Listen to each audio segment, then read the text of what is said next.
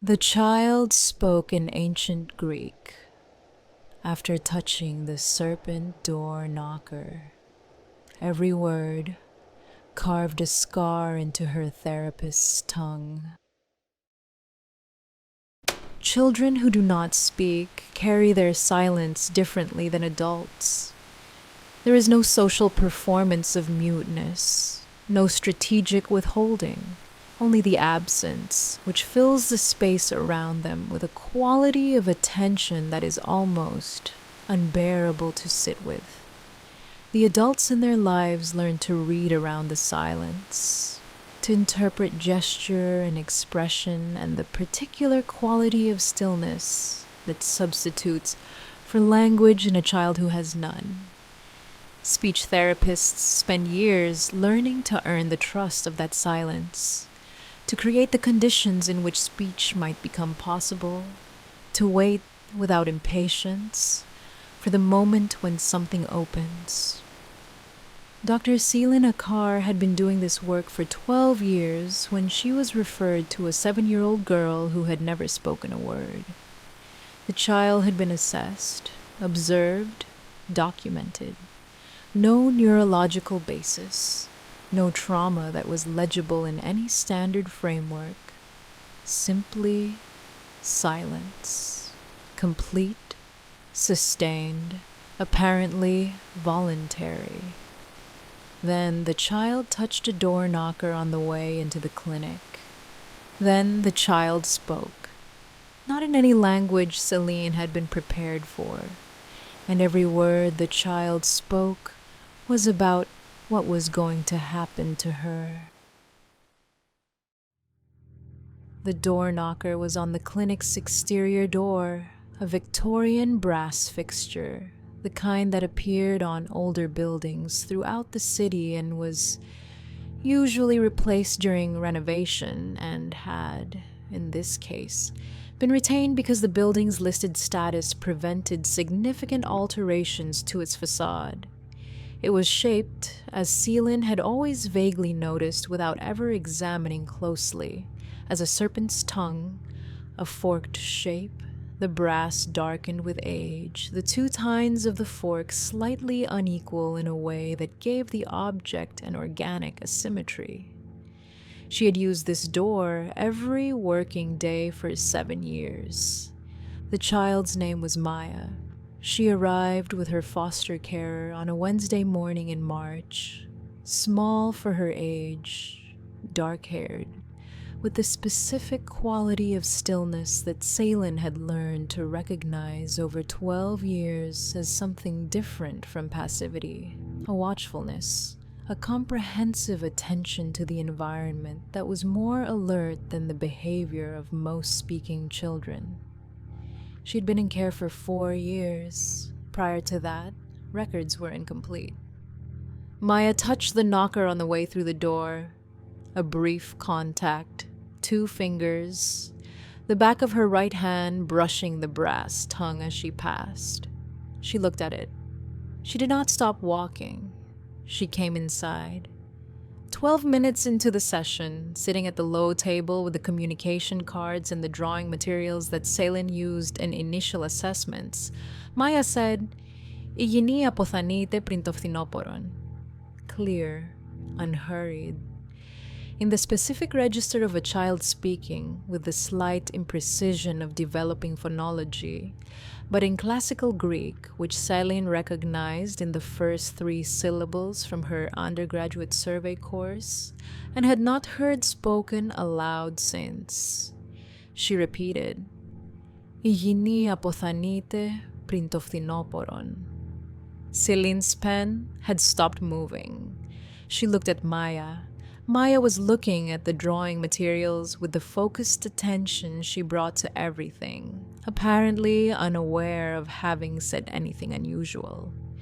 Selin recorded the sounds phonetically as accurately as she could and sent the recording to a colleague in the classics department at the university, a man named Professor Demir, who replied within 2 hours, "This is classical Greek, late Attic period, quite correct grammatically.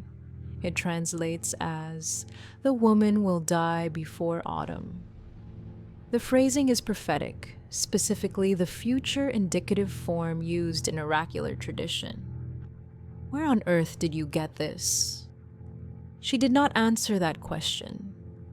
Maya spoke again at the following session, 5 days later, in the same building, before she passed through the clinic door. Her hand found the knocker without apparent intention, the two-finger contact repeated. Inside, at the same table, after the same 12-minute settling period, a different sentence, the same archaic register. Another prophecy, Selin's classics colleague confirmed when she sent the recording. A small thing will be lost that cannot be replaced. The loss will teach the keeper to hold what remains. 3 days later, Selin found, in the back pocket of a jacket she hadn't worn in 2 weeks, the USB drive containing her PhD research data. Data she had believed was unrecoverable from a corrupted backup. Data she had been mourning for 4 months. She found it at 9 a.m. By noon, her laptop, which she dropped on the clinic's stairwell while carrying 2 client files, was destroyed beyond the cost of repair. She sat with the implications of this for a long time. The prophecy had described a loss and a kept object and a teaching about holding. The sequence of the drive and the laptop was a precise, if small-scale manifestation of those terms. She documented it with the clinical precision of a professional keeping records. She was not entirely sure how to classify. The scar appeared on her tongue that evening.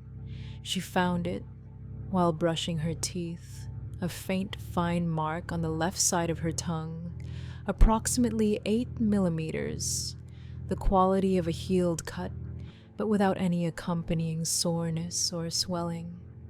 She had not bitten her tongue. She had not burned it. The mark was clean and precise, with a specific geometry of something made deliberately. A forked line, she noted, holding a hand mirror and her phone's torch in the bathroom.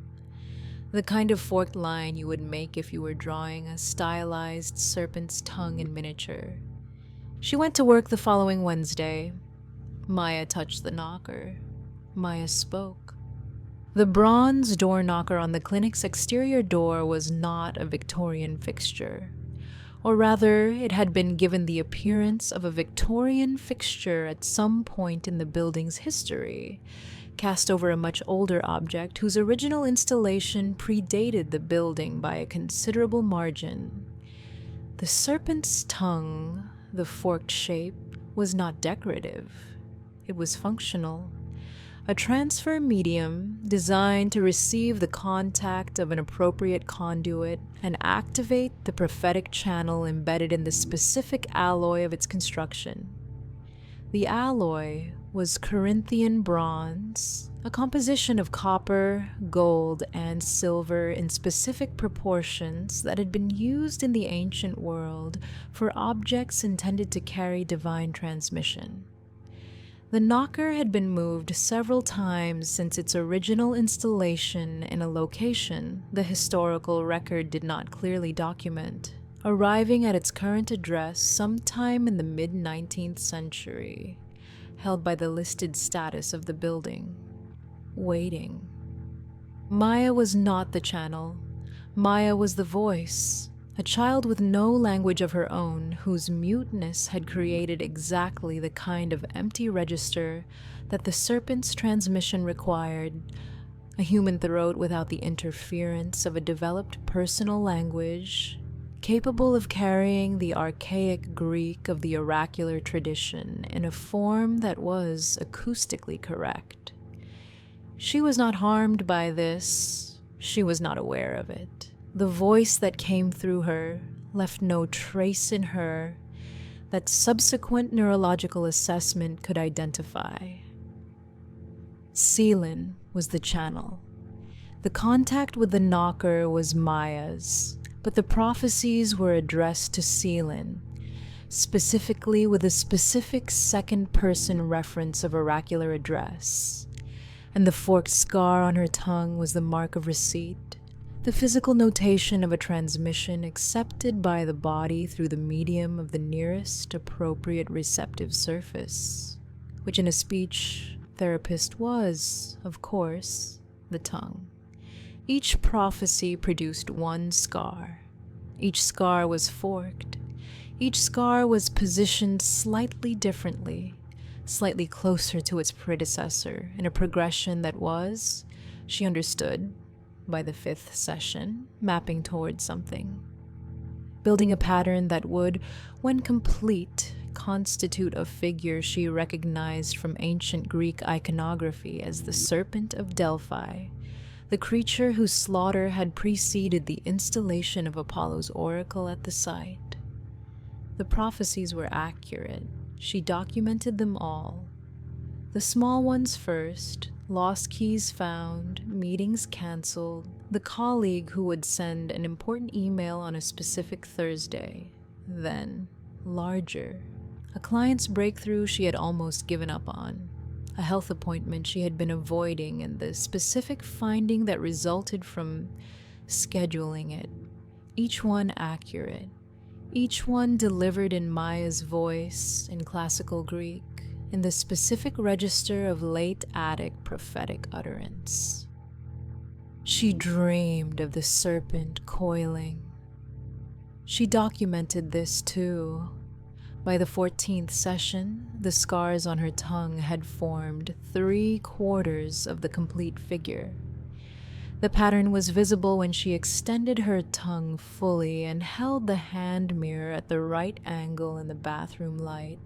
The coiled body of the serpent of Delphi, rendered in fine forked scars. The head and the final section of the tail not yet complete. At the 15th session, Maya did not touch the knocker. She stood at the clinic door and looked at the brass tongue and did not extend her hand. She looked at Selin with the specific quality of attention she brought to everything, and then she went inside. At the table, she drew for the full session without speaking. Selin sat across from her and waited with the professional patience of 12 years and felt, in the quality of the session's silence, that something had shifted. Not Maya's silence, which was its usual watchful quality, but the silence around it. The absence of the oracular voice was a different kind of silence from the absence of ordinary speech. She went home.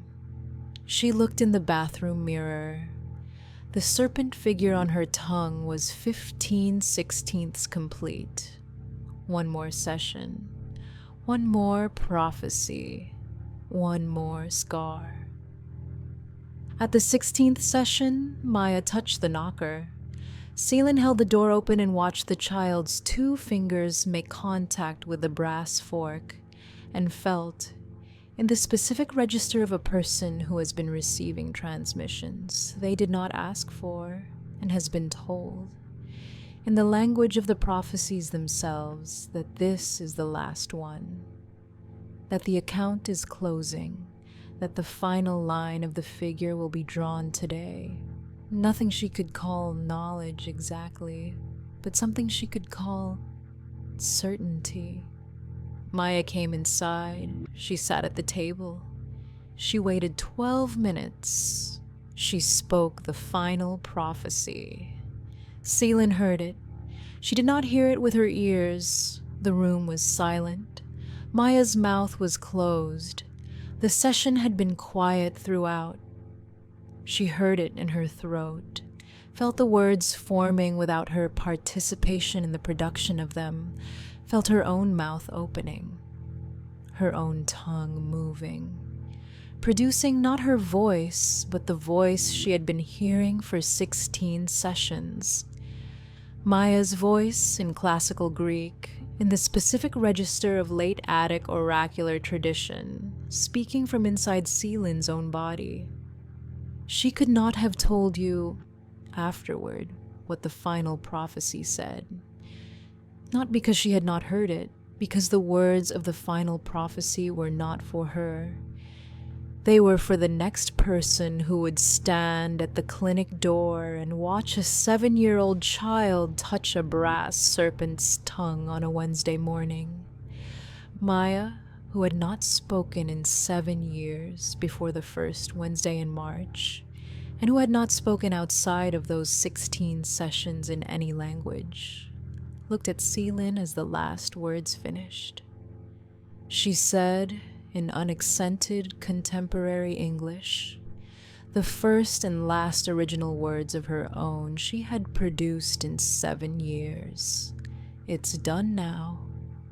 She picked up her drawing pencil. She drew a serpent. In Selin's throat, where the borrowed voice had been, something settled into silence with the specific quality of a thing that has completed its work and found the next position. The scar on her tongue was complete. She documented everything. 12 years of clinical precision applied to something that fell entirely outside clinical frameworks. The classical Greek, the forked scars, the prophecies' accuracy, the serpent figure assembling itself millimeter by millimeter on her tongue. She sent recordings to the classics department. She kept session notes. She did the work.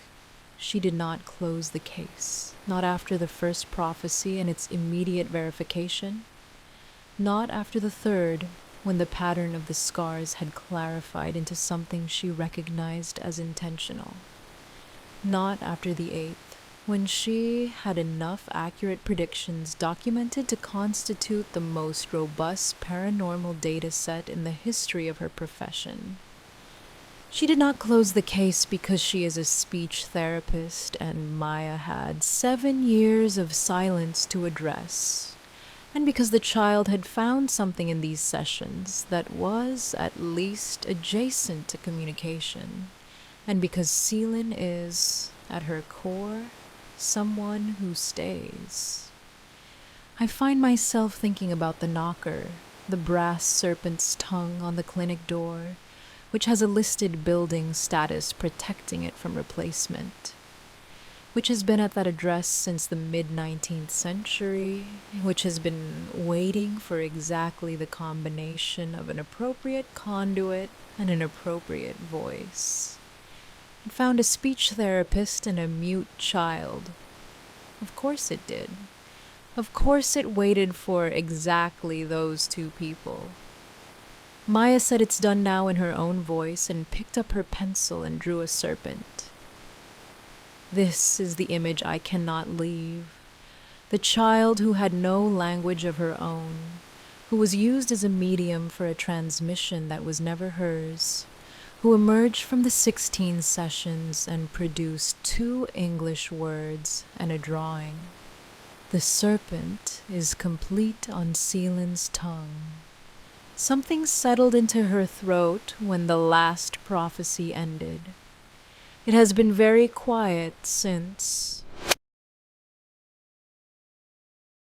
Thank you for joining me tonight. My name is Ilara, and I am your whisperer. I'll be here, waiting for you next time. If this story resonated with you, leave a comment below. I want to hear your stories.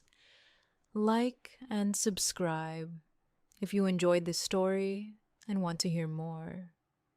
This has been Karma Quietly Whispers. See you soon.